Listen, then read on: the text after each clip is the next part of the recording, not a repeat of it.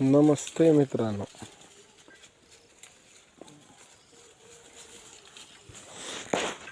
हे बघा शेळ्याची दैन काय चालू आहे.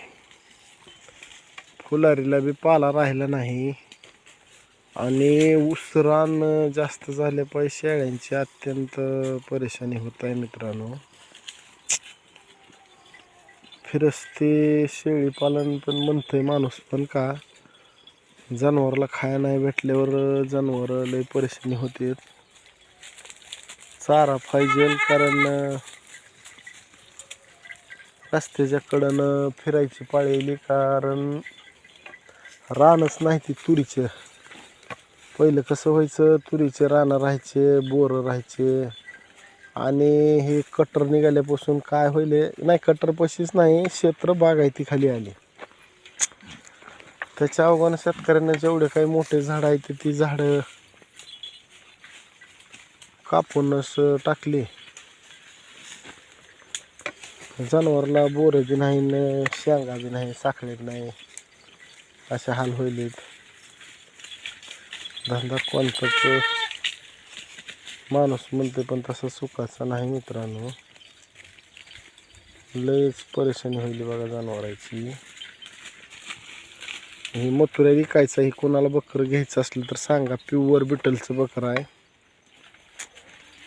एक नंबर क्वालिटीचा आहे, लावणीला एकदम ॲक्टिव्ह आहे, छान स्वभावाचा आहे. जर कोणाला पाहिजे असलं तर कमेंटमध्ये सांगा. आणि हा ही गोलीची पाट, मोठ्या पाटी ऐकल्यात, ही बारकी आता ही दोन अडीच महिन्याची पिले झाली आहेत. पण ही पावसाळ्यातली असल्या कारणाने काय झाले, पिल्याची तेवढी फास्ट ग्रोथ झालेली नाही, कारण शेळ्यांना ह्या वर्षी पाऊसकाळ जास्त असल्या कारणाने दूध काय तेवढे व्यवस्थित भेटले नाहीत. तेवढे बी ही नाहीत, पण थोडं ग्रोथ तेवढी फास्ट नाही.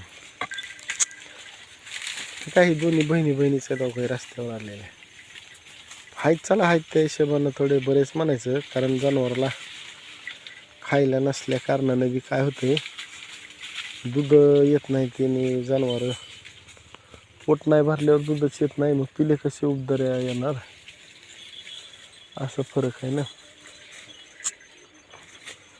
आणि शेतीचा धंदा असल्या कारणानं थोडं शेळ्याची परेशानी बी होईल. रानात भिजन चालू आहे, सोडायला पण उशीरच व्हायला, मग जनावरला आवनिगा झाल्यावर थोडं अवघडच होतंय, नाही पोट भर